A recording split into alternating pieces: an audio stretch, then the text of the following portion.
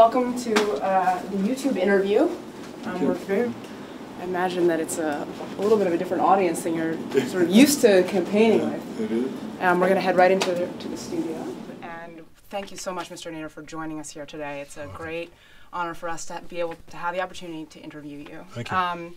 So our first video, which we'll pull up here on the screen, is from a student named Thomas, and his username is SweetNirvana42. My question is, if the Democratic presidential nominee offered to incorporate your ideas into his or her campaign, or if you were offered a high-level position in his or her administration, would you accept such an offer and end your campaign? And what would be the criteria that would have to be met for you to do so? Oh, and thanks for the seatbelts. Mr. Bloom, you're going to be a good politician. When you run for president, you don't betray your supporters by dropping out or cutting a deal. And that just leads to so much cynicism.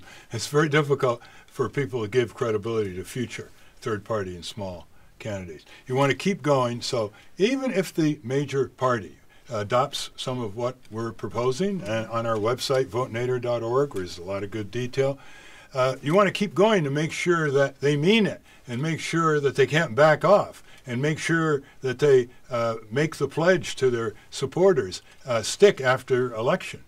Another user had a sort of question on the same theme, which is why the presidency? User britethorn wrote here on YouTube, Dear Mr. Nader, I think you would have made an excellent member of the United States Senate. Why did you never run for that office? You might have won and would have had a tremendous opportunity to accomplish a lot of your goals. Well, I've been a full-time citizen advocate, got a lot done in Washington that affects people's safety, health, economic well-being, and then the doors started shutting. Okay, so I listened to Thomas Jefferson.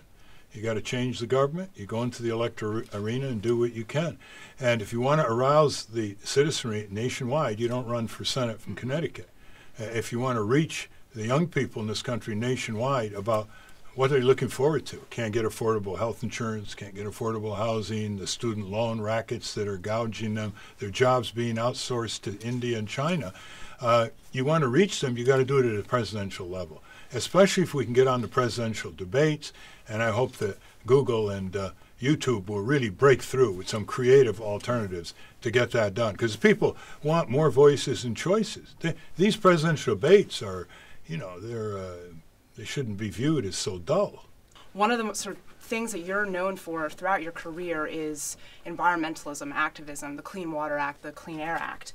And so we had one user named PassionateJulien who submitted a question about the environment and energy. Hi, Mr. Nader. I would like you to tell me and us what are your proposed environmental policies and how would you implement them? Please tell us, how would you do it? How? Thank you. Well, it's done by the top by mandatory standards for recycling, pre-cycling. What's the excuse for schools and universities not to recycle everything?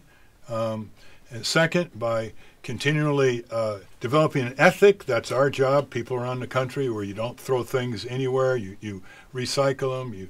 You are very prudent. You take a cloth bag to the supermarket that you can use again and again and again.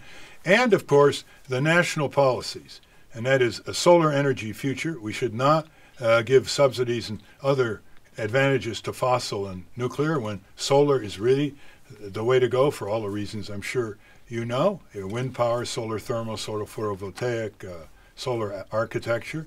The technologies are way ahead of the political framework to apply them, of the corporate willingness to accept them. Because, the Exxon wants you to buy gasoline. They love the wasteful SUV. They sell you more gasoline. You have a perverse system where waste increases sales, and the corporations have the power in Washington over the people.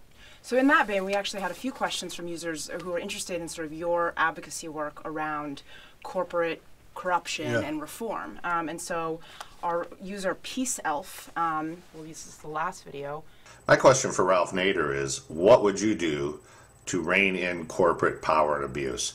Right now, corporations have so much influence over our political system that we truly do not have the democracy of the people anymore. So what would you do to create a more democratic American governance?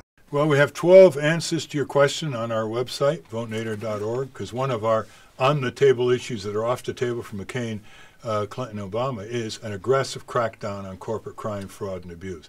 One is you got to expand the federal cops on the corporate crime beat. There are so few people in the Justice Department that are focused on that, whether it's environmental crimes, financial crimes, consumer fraud, you name it. The second is you got to increase the penalties. That's very important. The third is you got to give investors more control over the companies, because if they have more responsibility, they're not going to take some of the shenanigans that cost them the whole company, like WorldCom and Enron. We need a corporate crime database, too. We have a street crime database. The Justice Department isn't fiddling around not doing a corporate crime database. So to the gentleman who asked the question, look at our website, votenader.org. And, you know, questions and answers are a dime a dozen, but engagement is what is really needed. So we really hold out our invitation as volunteers, technical skills, contributions, and just participation back home in our campaign. First, to get us on the ballot, and then to move forward with the citizenry, not parading in front of them, on the things that really matter to improving the lives for themselves and their children. Well, we're just going to end with a little sort of game, and I noticed that you have a video on your site that's called the Wordless Interview, which I thought was brilliant. And basically, someone asks you a question, you give a thumbs up or thumbs down. I'm glad you like that. Yeah, so we can do more of that. We love that on YouTube. So I'm going to, here are just a few bullet questions, and I want you to basically just say, you know, thumbs up, thumbs down. So this is our version of the Wordless Interview. Even better than our interview of a parrot, which is on votenader.org. I love that one too. That was I like that one as well. Okay, do you support universal health care? Would you start withdrawing American troops from Iraq immediately after taking office? Would you meet and talk with the leaders of any country, including nations like Pakistan, which some Americans see as enemies of the United States? Do you think immigration reform is a good idea? Would you advocate for getting the U.S. out of NAFTA? Would you be interested in debating Ron Paul? We had a lot of users who were interested in that question.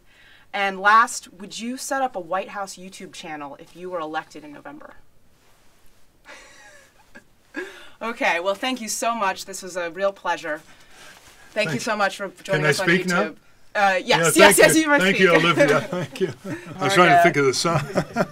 I was thinking, yeah, you could do a little sideways, you know, because... or... Yeah, that works too. You like...